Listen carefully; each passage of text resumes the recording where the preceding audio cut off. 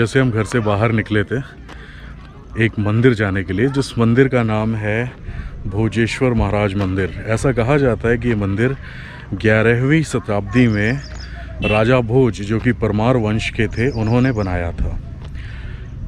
तो खैर अभी यहाँ तक पहुँचे हैं, लेकिन इसके पहले आप एक यात्रा देखिए। हम घर से निकलते हैं, पहले उसको देख के आइए। नमस्कार, दीप पंचायत पर आप सभी का वापस हार्दिक अभिनंदन है।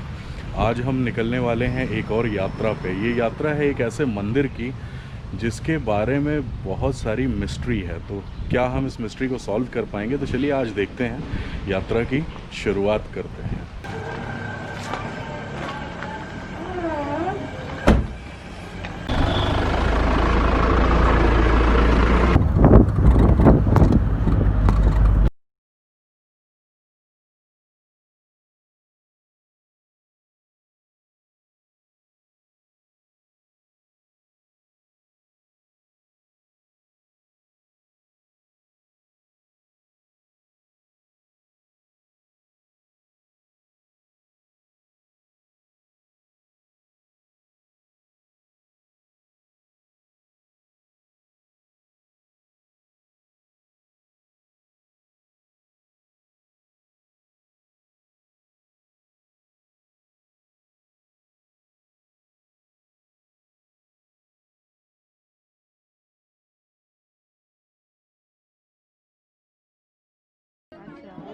गाड़ी नहीं जा रही है आशापुर तरफ।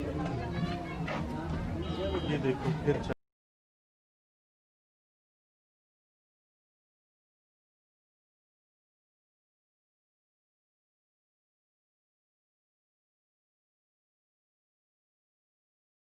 अरे आप आ गए वापस। चलिए फिर मंदिर की यात्रा शुरू करते हैं। क्या आपने ये कहावत सुनी है, कहाँ राजा भोज कहाँ गंगू तेली? नमस्कार, दीप पंचायत पे आपका स्वागत है राजा भोज की नगरी भोपाल में। तो आप जैसे ही पहुंचते हैं यहाँ पे कुछ भारतीय पुरातत्व सर्वेक्षण यानी कि आर्कियोलॉजिकल सर्वे ऑफ इंडिया की तरफ से कुछ इन्फॉर्मेशन है जो ये कहती है कि यह स्मारक प्राचीन पुरातत्वीय स्थल और अवशेष अधिनियम के अधीन बनाया गया है। मतलब कुल मिला के ये कि इसको आप क्षति मत पहुंचाएं, हेरिटेज साइट है, वरना 1 लाख रुपए का जुर्माना होगा।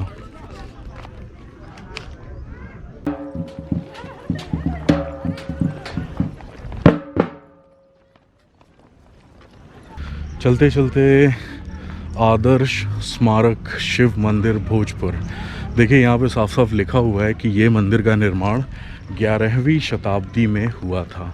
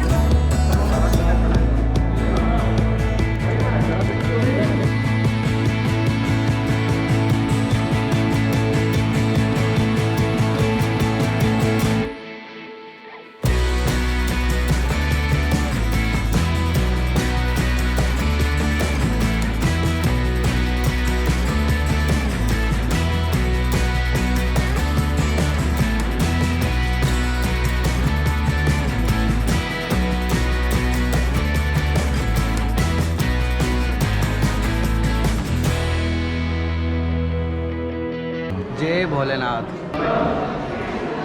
एक तरीके से हम श्री भोजेश्वर मंदिर के गर्भगृह में हैं और यदि आप देख पा रहे हैं तो ऊपर शिवलिंग है। अगर आप यहाँ पर आते हैं तो आपको यहाँ की पूर्ण परिक्रमा नहीं लेनी होती है, आधी लेनी होती है। तो फिलहाल हम वापस से परिक्रमा लेते हुए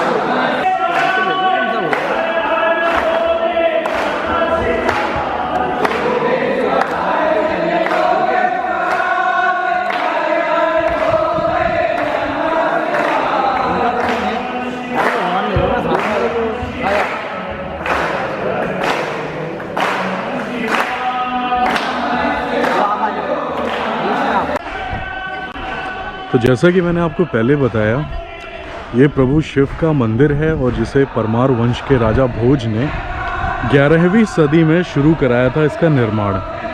पर अगर आप इस मंदिर को ध्यान से देखेंगे तो ऐसा लगता है कि ये मंदिर पूर्णतया संपन्न नहीं हो पाया।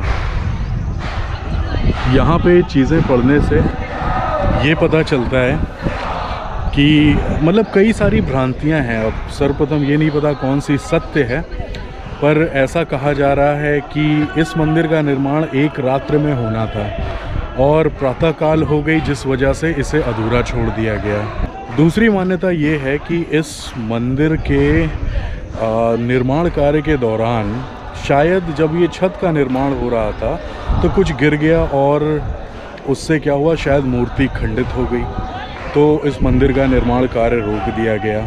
ये दो प्रकार की कहानियाँ बहुत प्रचलित है। अब मुझे ये नहीं पता कि इनमें से सत्य कौन सी। यदि आपको इसका ज्ञान है तो अवश्य बताएं। और एक बात और कही जाती है, अच्छा इस मंदिर के प्रांगण की बात कर लें तो लगभग 7.5 फीट के आसपास का शिवलिंग है।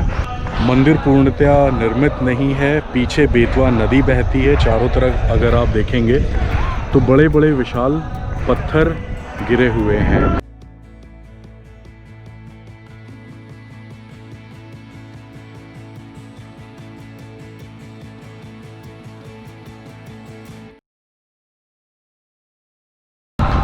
फिलहाल जैसे कि आपको पीछे आवाज़ भी आ रही होगी, अंदर ओम नमः शिवाय का जाप चल रहा है।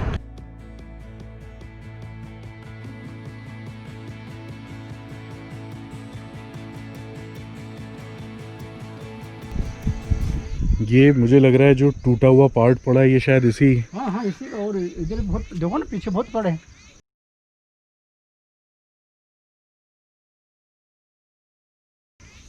सभी टूटे हुए हैं। ये भी टूटा हुआ था। अच्छा ये भी टूटे हुए मंदिर का ही पार्ट है।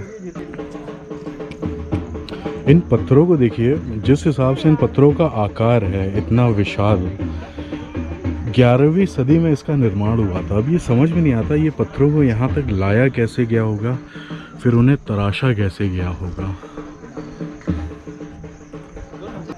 जैसा कि इतिहास के पन्नों में लिखा है कि इस मंदिर का निर्माण 11वीं सदी में हुआ था और ऐसा कहा जा रहा है कि जो शिल्पकार थे, जो वास्तुशास्त्री थे, उन्होंने इस मंदिर का निर्माण का नक्शा पहले से ही अंकित कर दिया गया था और वो आज भी विराजमान है। तो चलिए उसे भी देख लेते हैं।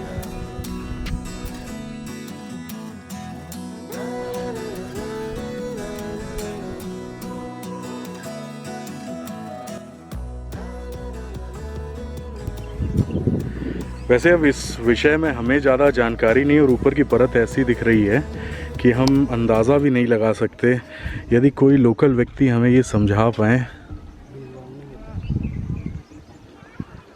सर नमस्कार, आप यहाँ पहले आ चुके हैं? हाँ, मैं कई बार यहाँ पर आ चुका हूँ। और ये जो इसमें जो आकृतियाँ दिख रही है, ये इस मंदिर के स्ट्रक्चर के बारे में बनाई गई है अलग अलग पहले से, जो लाइनें के द्वारा खींची गई है। और जैसा यहाँ लाइन खींची गई वैसा इस मंदिर को बनाया गया है, भोजपुर मंदिर को। तो मतलब आप ये कह सकते हैं कि ये जो कलाकृति या फिर रेखांकित की गई चीज़ें हैं, ये वास्तविक इसका क्या बोल सकते हैं, आर्किटेक्चर है? उसी का मंदिर का ही नक्शा है ये, जो इसके ऊपर उतारा गया है। अच्छा ये मंदिर का ही नक्शा है। जी जी। और शायद ये 11वीं शताब्दी में ही, जी हाँ, जब ये बिल्डअप हुआ है तभी हाँ। का है ये। तभी जो आर्किटेक्चर होगा उन लोगों ने बनाया है। तो फिलहाल यहाँ पर कहीं पर ही इसका नक्शा बना हुआ है। अब अगर ये हमें दिख सके तो। ये दिख रही लाइनें, दिख रही है आपको? ये लाइन बनी है, ये लाइन बनी है। I'm not sure if the camera lens would be able to justify, but if you look here, you'll find some lines going like that. So that depicts the actual architecture of this temple.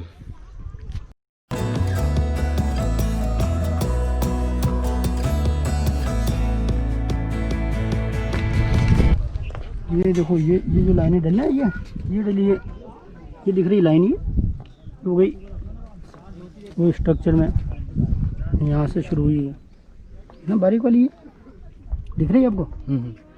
ये सब ये वहाँ दो तीन हो गई, मतलब उसका पूरा उन्होंने फोटो टाइप इसको यहाँ पूरा बना रखा है। यहाँ से लेंगे तो सही। ये मूर्ति तो मुझे लग रही है शायद उसी टाइम की हो। सब उसी टाइम के।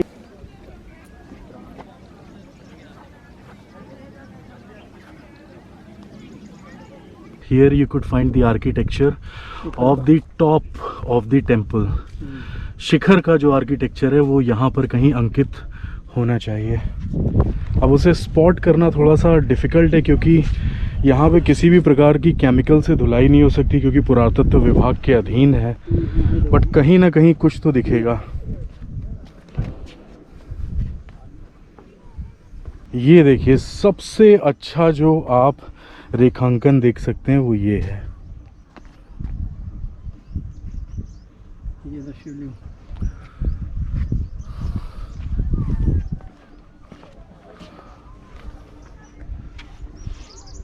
अधिकांशतः भगवान शिव के मंदिर किसी न किसी नदी के समीप या किनारे ही मिलते हैं, इसलिए यहाँ पर भी भोजेश्वर भोलेनाथ बाबा का जो मंदिर है वो बेतवा नदी के किनारे बसा हुआ है। ये यहाँ का इंफॉर्मेशन सेंटर है, यहाँ पर मंदिर के विषय में आपको जानकारी मिल सकती है, पर ऐसा लग रहा है कि शायद अभी बंद है। संडे है ना? हाँ, संडे होने की वजह से information centre is closed. Archaeological survey of India says please do not Beth in this river. तो चलिए अभी हम बेतवा नदी की तरफ जा रहे हैं।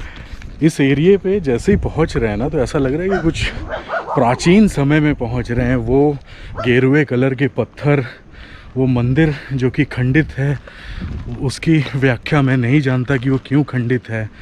जो करी जा रही हैं व्याख्याएं, विश्वास करने का मन नहीं है। तो फिलहाल हम जिस जगह पे आ चुके हैं, ये जगह से आप बेतवा नदी को देख सकते हैं।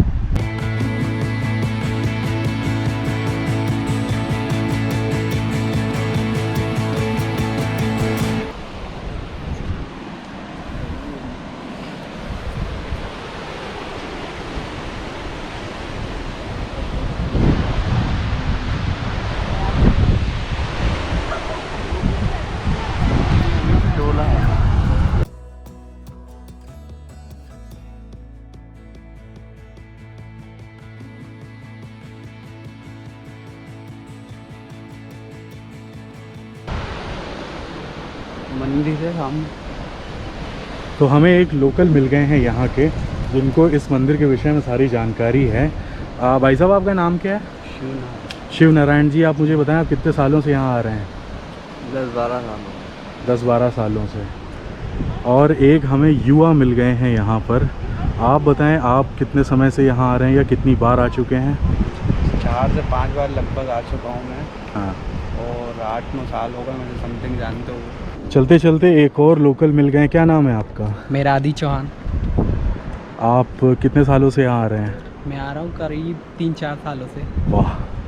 तो इस मंदिर में आके आपको क्या अनुभव होता है?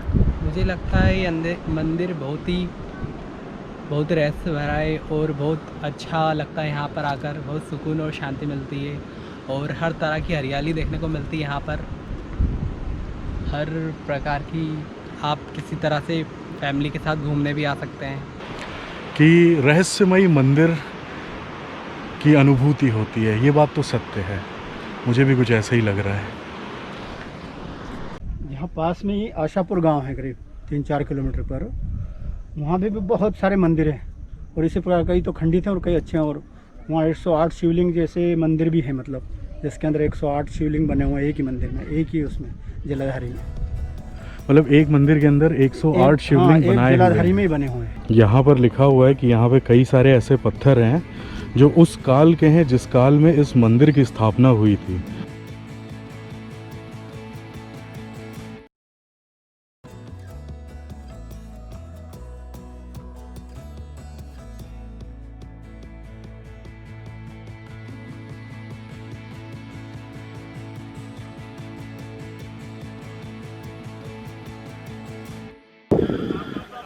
आपकी सुरक्षा के लिए मास्क लगाना बहुत ज़रूरी है और सैनिटाइज़र का इस्तेमाल अवश्य करें। खैर, भोले बाबा के भोजेश्वर मंदिर की हमारी यात्रा यहीं संपन्न होती है। काफ़ी कुछ हमने देखा। हमने 11वीं शताब्दी के पत्थरों को देखा, खंडित ध्वज को देखा, मंदिर को भी देखा, अंदर के 7.5 फीट के शिवलिंग को भी देखा। आराधना की पराकाष्ठा हो सकती है यदि आप इस मंदिर को मान्य करके यहाँ दर्शन करने आए। हम चलते हैं एक और यात्रा पे, फिर मिलेंगे। तब तक के लिए जय हिंद, जय भारत।